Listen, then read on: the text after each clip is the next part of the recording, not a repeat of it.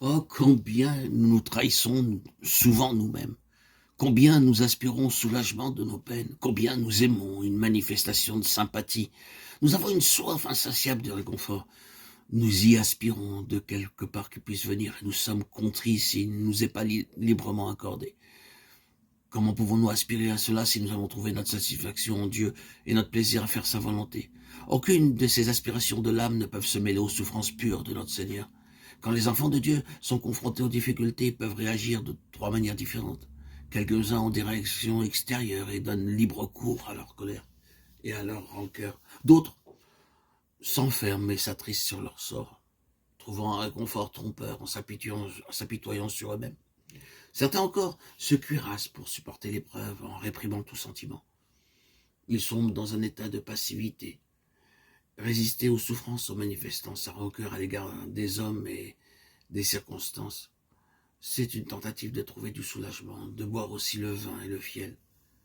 Il en est de même pour l'apitoiement sur soi-même, car les souffrances conduisent au plaisir étrange d'auto-materner ses propres blessures.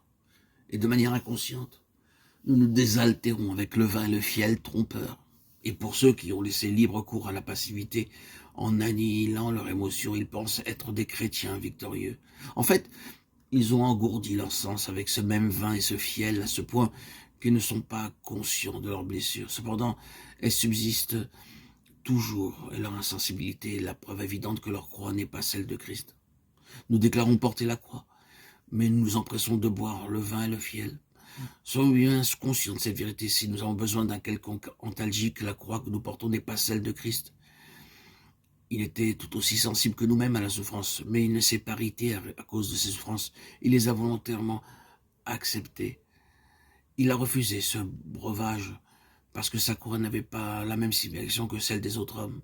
Les autres pouvaient éprouver du ressentiment à l'égard de ceux qui les avaient condamnés à une telle mort.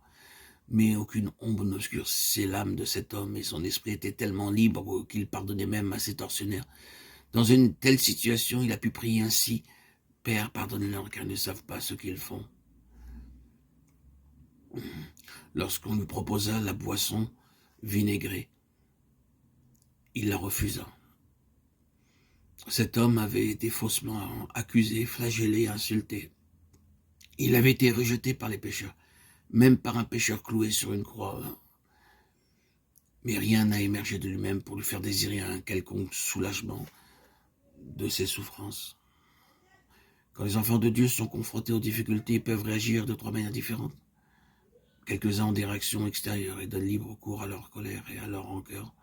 D'autres s'enferment et s'attristent sur leur sort, trouvant un réconfort trompeur en s'appuyant sur eux-mêmes. Certains encore se cuirassent pour supporter l'épreuve en réprimant tout sentiment. Ils sombrent alors dans un état de passivité, de dépression, de découragement.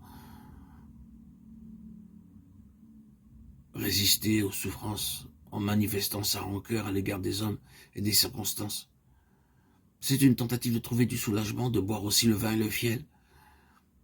Il en est de même pour l'apitoiement sur soi-même, car les souffrances conduisent au plaisir étrange d'auto-materner ses propres blessures et de manière inconsciente, nous nous désaltérons avec le vin et le fiel trompeur.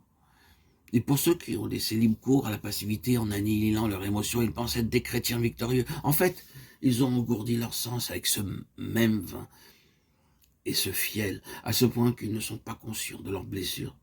Cependant, elles subsistent, et leur insensibilité est la preuve évidente que leur croix n'est pas celle de Christ.